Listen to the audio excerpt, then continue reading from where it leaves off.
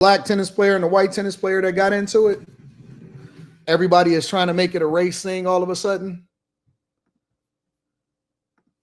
Wanted to finish with a flourish there, and didn't she just do so very well to handle a moment when 5-3 down in the opening sets of this one? No love lost between these two. No, I don't have to.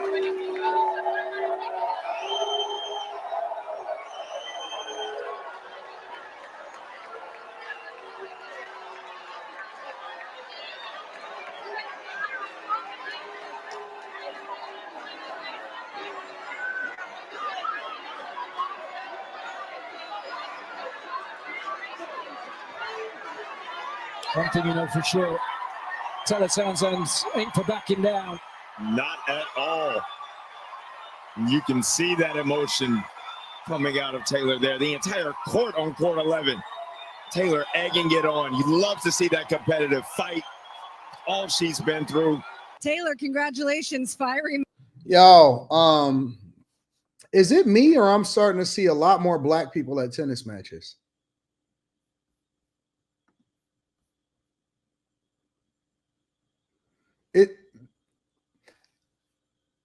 I'm not, because I know that's the Serena and Venus Williams takeover. I know that was a thing.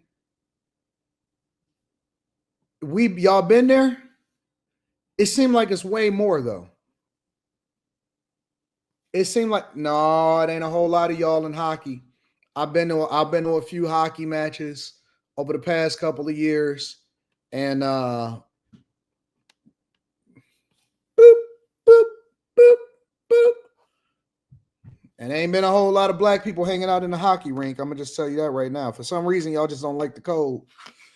No, but it's like it's a whole lot of black people that's starting to be at the tennis matches. Since Coco and Naomi, the presence has increased. It's always been black. I know it's always been black people there, but it seemed like, it's been a lot bigger presence, a lot more people that are going to the actual tennis matches themselves. And now it's starting to get turned up. I remember, you know what I'm saying, when you would see the Andre Agassi's and all of those people when they was actually, really doing a big thing in tennis, it didn't seem like it was as rowdy. It didn't seem like it was as engaging. Everybody was like, for love. And I was like, yeah, kick her ass. And I'm like, whoa, what is going on? Is tennis lit now? Is tennis that lit? Black people definitely getting into pickleball. Let me see what else she got to say. There, the entire look at the lady over there in the pink that's right above her right shoulder. Look how rowdy she is. Look, watch the lady in the pink. For backing down. Not at all. Look. You can see that emotion. You see what I'm saying? Like it's getting extra. Look at all of the black people. It's just as many black people inside of the audience, if not more, than it is white people. Y'all telling me we got to go and get our tennis on? We got to go to the tennis matches, and now y'all want to forget the NBA games? NBA games is getting a little expensive anyway. How much do it cost to go to the tennis matches? U.S. Open seats cost.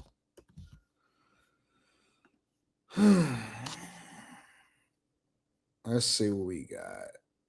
U.S. Open ticket prices for 2025 tournament range from under $100 for grounds passes to over $10,000 for courtside seats during the finals, with costs varying significantly on the tournament round, the stadium, and a specific session. The day of the tournament, you can find tickets in the secondary market, so it ain't even that expensive compared to private VIP luxury suites are available. It can cost tens of thousands of dollars, sometimes exceeding $120,000. So it's not that bad. Not compared to football and basketball. Basketball is out of control. Basketball is out of control, bro. Basketball ain't got no business being as expensive as it is.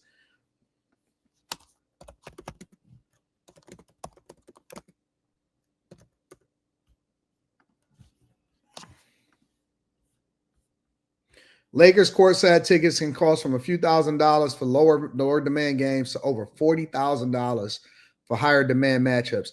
I remember last year, in the Knicks, when because the Knicks and the Pistons was playing in the playoffs, bro, there were seats that were $50,000, both in Little Caesars Arena and over there in New York at Madison Square Garden. I said, bro, wait a minute. And I'm not saying $50,000 for whatever, 50 grand for the goddamn one game per seat. So the pair was like $100,000. The pair of seats was $100,000 plus for, you said, what do I pay? You don't want to know what I pay, bro. I could pull it up. Let's see. Pistons. I still owe some money on my tickets. Season ain't started yet, so I'm not in no rush. I don't know what personal information is on here, so I don't want to show y'all my login stuff or whatever. I don't even remember my login information. Let's see. Pistons, Anton, pay invoice. It's too expensive. Oh, I got it up there. There it is.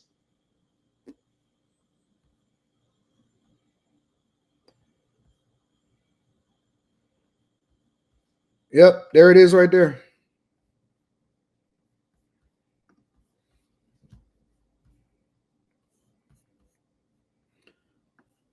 I pay $105,000 a year for my tickets. I've paid $65,000 so far. My next amount due is $13,000. I got 3 more payments. I got 3 more payments of $13,000. I get billed the first of every month. So that's what I pay for mine. I pay $105,000 a year for my courtside seat tickets. It's expensive, bro. It really is expensive. If you telling me that I can get $10,000 seats for the finals match courtside for tennis, I'd rather go to that than to be spending $100,000 a year on Pistons tickets. Well, but let me say this. The one thing is, I will say this, that kind of saves you a little bit. The one thing that kind of yeah, I'm on a payment plan. Why would I give you $100,000 up front when I can get on an interest-free payment plan? I can make like 8 payments for $13,000 a piece, and I can let the money continue to make money inside of the stock market, and then I'll pull the money out as I need it, and pay it as it is. I'm never, if it's interest-free, I'm never gonna give you $100,000 up front because I'm losing money. That don't make sense. But the flip side is, I will tell you this, is that the one thing that kind of saves you when it comes to these is because you get 41 games, right? Now, some games is going to be better than others, obviously, because you're going to have the local games, and then you got the Golden State, you got the Lakers, you got the Knicks that's coming a couple different times or multiple different times. And then you got, whatever. You got what else, whatever other games, whatever big games, Miami come. Oklahoma City is going to be coming. And so what happens is, if I'm not in town, or if I decide that I don't want to go to those particular games, then what'll happen is I can actually sell those games, or I can give them over to somebody that I'm doing business with. So sometimes a lot of y'all have seen throughout the years that I'll be like, hey, which bag chaser is going to be in the town for this game? Or if it's somebody that's local, I'll send it to some of the Patreon members. I'll give them courtside seats to the game.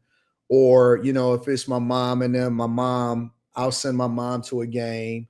I'll send my daughter. I'll take my daughter to games or whatever. So, I give games out for Christmas, for certain stuff like that. So, you pick and choose which games that you want to actually go to, and I've got them all on my calendar, and then you just kind of figure it out from there. So I pay $100,000 a year, actually $105,000 a year, for my tickets. So that kind of saves you a little bit. You know what I'm saying? You wind up not spending as much money for the games simply because, you can balance it out. And then, you get your own certain parking spaces. You get to go through your own private entrance, all of that type of stuff. But, a lot of times I'll say at least for maybe 20, at least half of the games, you either giving them away or you probably going to sell them. You're going to make a bag because you got courtside seats and a lot of Lakers fans like to travel. So if I decide not to go to the Lakers games, like I'll give you an example. A good friend of mine that I do business with hit me up every year and he'd be like, Anton, pick a couple games that you want to go to. So I automatically tell him, yep, I want to go to the Lakers and I want to go to Golden State. And so I'll show you some of the text messages. And so I'll take their tickets and then I'll sell mine because, they want to keep doing business with me. And so they send me games to the Lakers and Golden State. So it's some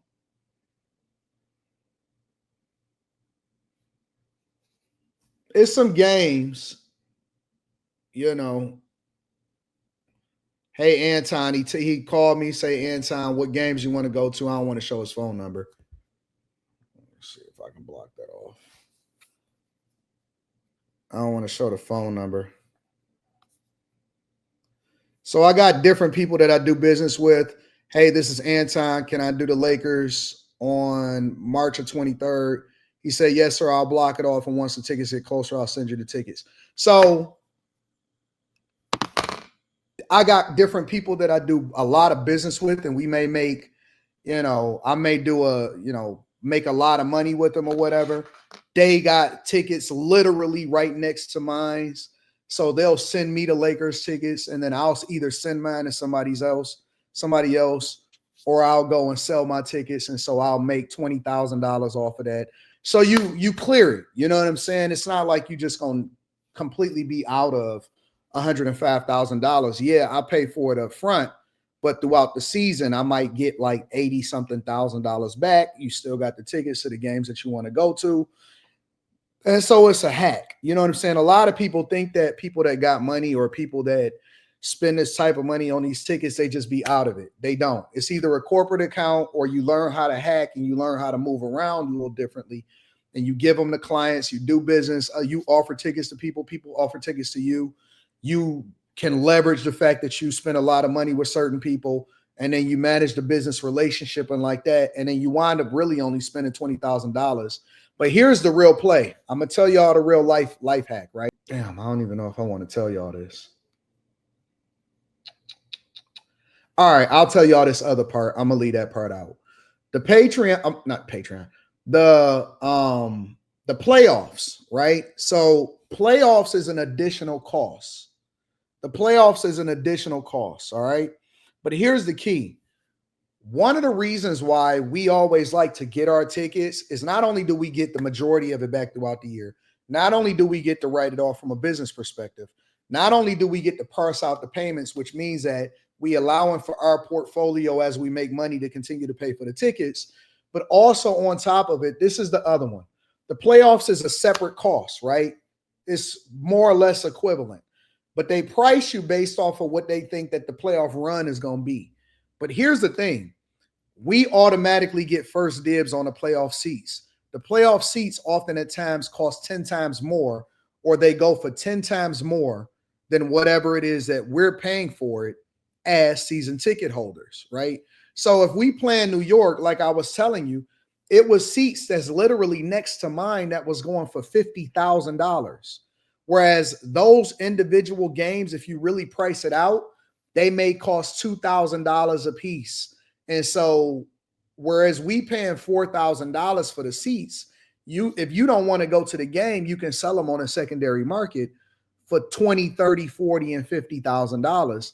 And so you making all of your money back. If you really understand how the game works, then that's when you start to make a lot of money back, and you really can come out ahead by being a person that has the resources to buy the tickets in the first place, because people want to be front row at the games. And that is the play. Everything in life is a life hack. When y'all go out here and you see rich people doing this or rich people doing that, what you're not privy to is learning the game. The only people that's losing money and getting finessed is the people that want to be seen but don't understand how to play the game, and they busy trying to impress other people. See, I'm not a gatekeeper, so I'm going to tell you, and not only that, I'm going to actually show you the receipts, because everything I do is a life hack. It's a reason behind everything I do. I don't spend money just because I got it. I spend money, enjoy myself, but I'm also making sure that I'm making smart business decisions while I'm doing it. Everything and everyone has to add value into your life. I'm going to say that again for y'all in the back, because a lot of y'all think that, oh man, this rapper doing this. No, that rapper is just dumb as fuck. Half the time that rapper may be getting his tickets because it's good for the court to be able to do the smart. It's smart rappers and it's dumb rappers. It's smart entertainers and it's dumb entertainers, right? And so the smart entertainers are the ones that's, they call up the rep, they may have some motion at the time. They may agree to do a halftime show. And so they may get a couple different times where they can come down and sit in the seats where somebody agree, hey, I'm not going to the game. The arena or the team will ask, okay, well, can we use your seats for the night? That's when they come and they bring the rapper and they put it inside. They sit them down. The rapper sit there acting like they spending a bunch of money. They ain't spent nothing. You scratch my back, I'm gonna scratch your back, right? It's other people, it's other rappers, it's other entertainers. Really, I'm gonna tell you the people that's really getting finessed in the game.